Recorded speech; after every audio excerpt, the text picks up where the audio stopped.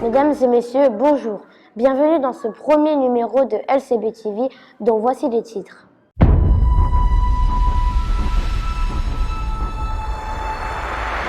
Pour bien démarrer, nous avons tendu notre micro à Monsieur Souleïdia, directeur du LCB, afin qu'il nous livre ses impressions sur notre projet.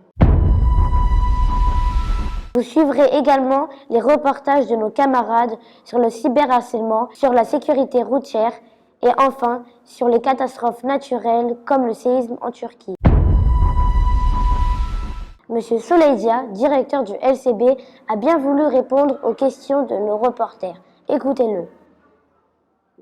Que pensez-vous du projet CPTV? Alors, je trouve que c'est un excellent projet et qui rentre dans la continuité des activités périscolaires que le collège bilingue met en place. Et je suis heureux que vous ayez adopté ce projet et que vous soyez pleinement investi pour qu'il soit une réussite.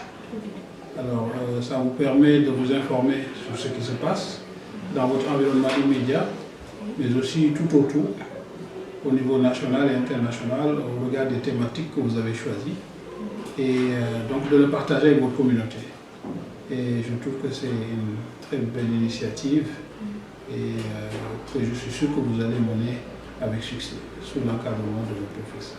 Merci. Quels sont les conseils, encouragements ou suggestions avez-vous au sujet de LCBTV? Alors, je vais en rajouter. Je sais que vos encadreurs vont déjà vous indiquer la voie à suivre. Mais ce qu'il y a, c'est que pour informer, il faut s'informer d'abord. Donc, il faut que vous soyez au courant de ce qui se passe autour de vous et que vous puissiez faire aussi un tri de l'information. Vous savez, vous êtes exposé à beaucoup de types d'informations, certaines restent à vérifier.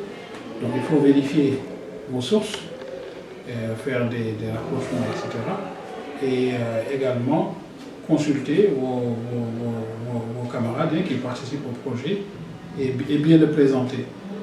Il me semble que vous allez faire une présentation sous forme de visuel, de vidéo, donc vous préparez à ça. Et je pense aussi que vous allez présenter aussi bien en français qu'en anglais, je ne sais pas, peut-être aussi en espagnol, donc vous préparez à ça et informer sur votre quotidien, les thématiques, j'en parlais tout à l'heure. Il y a déjà la sensibilisation sur le cyberharcèlement qui est une réalité aujourd'hui. Certains élèves en subissent les conséquences. Il y a un autre aussi sur la sensibilisation sur la vigilance sur les routes, donc la bonne conduite. Et également à l'international, ce qui se passe en Turquie est un malheur pour lequel nous sommes totalement solidaires. Et donc vous marquez également par là votre solidarité vis-à-vis d'un peuple frère. Et c'est une très bonne chose. Et les thématiques que vous avez choisies sont très pertinentes. Je pense que si vous faites une documentation fouillée là-dessus, ça va induire à des changements de comportement et qui vont bénéficier à toute la communauté. Donc c'est à cela que je vous conseille de faire un travail bien fourni pour que les résultats soient à la hauteur de ce qu'on attend et que ça puisse induire à ce que vous-même, vos camarades, toute la communauté en tire tous les profits attendus. Le cyberharcèlement est devenu un véritable fléau pour la communauté scolaire. Pour en savoir plus, suivez ce reportage. Après les dérives notées ces derniers temps sur les réseaux sociaux, le directeur du LCB a adressé un mail à nos parents pour tirer sur la sonnette d'alarme. C'est ce prétexte que nous avons saisi pour faire ce reportage sur le cyberharcèlement. Suivez-le. Si on est victime d'un cyberharcèlement, il faut directement dire à un proche, à un parent ou au directeur ou à des surveillants. Le cyberharcèlement, c'est le fait de se faire harceler sur Internet. Le harcèlement, c'est le fait d'être harcelé dans les réseaux sociaux, par exemple Internet ou d'autres réseaux sociaux. Alors, le cyberharcèlement, c'est du harcèlement qui est fait en ligne avec des outils technologiques. Et ce qui est regrettable avec ce type de cyberharcèlement, c'est que ça a une plus grande portée que le harcèlement naturel. Parce qu'on sait en ligne la vitesse de propagation d'une information, comment ça se passe. On sait aussi en termes d'audience ce qu'on peut couvrir quand il y a quelque chose qui a été partagé.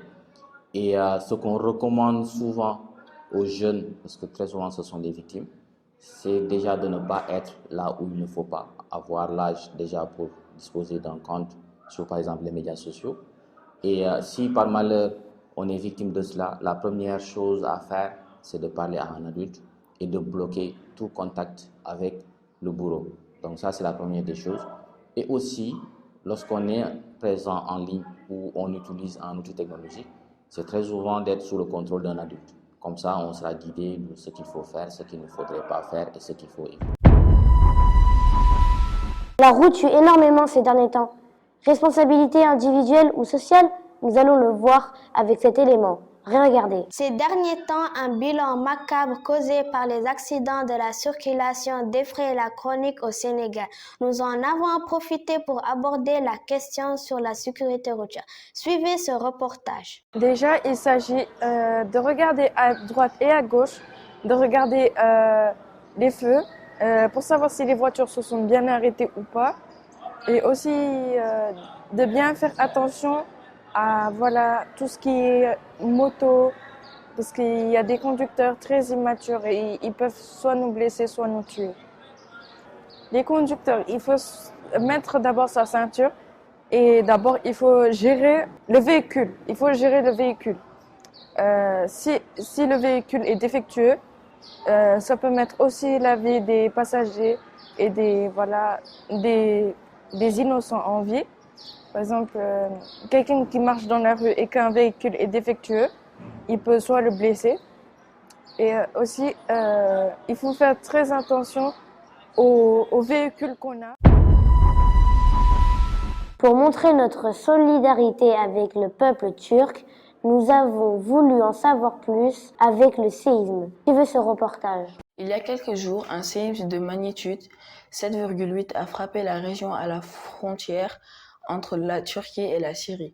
Nous avons bien voulu l'intégrer dans ce numéro pour en savoir plus, mais surtout pour témoigner notre compassion au peuple turc, notamment à tous les Turcs de la Cité scolaire internationale. Regardez. Alors aujourd'hui, on va essayer de vous expliquer c'est quoi un séisme et pourquoi survient-il.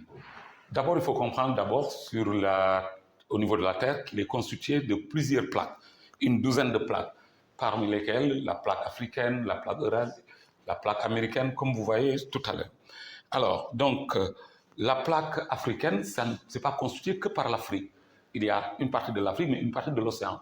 Les plaques sont séparées par des lignes qui sont carrément des limites entre les plaques. Et c'est entre ces limites des plaques-là qu'on voit souvent les séismes et les volcans. Qu'est-ce qui s'est passé justement au niveau de la Turquie? La Turquie, si on veut justement situer la Turquie, on va voir qu'elle est située sur une plaque et elle est entre plusieurs plaques, limitée entre plusieurs plaques, entre la plaque africaine, la plaque eurasienne. Donc on a la Turquie et la Syrie qui sont situées à ce niveau-là. Alors, ce qui est arrivé le 6 février, c'est que la Turquie, qui est dans une plaque eurasienne, est limitée par plusieurs types de failles. Donc, elle est entourée par des failles. Et ce sont les failles qui bougent, qui entraînent donc les séismes. C'est ce mouvement-là qu'on appelle séisme. Comment ces mouvements-là? Quand deux plaques sont séparées et qu'il y a un mouvement de convergence, il peut y avoir ici des séismes. C'est la limite entre les plaques qu'on voit souvent les séismes. Et c'est ce qui s'est passé au niveau de la Turquie. Deux plaques qui se rapprochent et ensuite il y a eu un tremblement. D'autres plaques peuvent s'éloigner. C'est le cas au niveau de l'océan. C'est là comment l'océan se forme. Et d'autres plaques également peuvent se rencontrer et un océan est en train de se perdre ici. Donc il y a plusieurs types de mouvements. Ce mouvement qui a entraîné les séismes, c'est deux plaques qui se sont cognées. En fait, ces deux forces, c'est comme si vous avez une force et une autre qui sont là. Plus les forces augmentent, ça emmagasine. À un certain moment, ça va casser. Et c'est cette cassure-là qui a entraîné justement les séismes. Et quand ça casse, toutes les forces qui ont été emmagasinées vont s'éparpiller. Donc, il va y avoir des ondes qui vont aller dans toutes les directions. Et le lieu de départ de ces ondes, on l'appelle hypocentre. Et le point situé à la verticale de la zone qui a le plus ressenti, on appelle ça l'épicentre. l'épicentre du séisme, c'est là où on va avoir les dégâts les plus importants. Et c'est ce qui s'est passé justement dans cette région en Turquie. Et c'était un peu ce qu'on voulait peut-être expliquer. Nous, élèves de la classe de 6e A du collège bilingue de Dakar, nous portons toute notre compassion au peuple turc et nous les soutenons face aux épreuves qu'ils traversent. Mesdames et messieurs, merci d'avoir suivi ce premier numéro de LCB TV. Rendez-vous dans un mois avec nos camarades de Ngor qui vont assurer le deuxième numéro.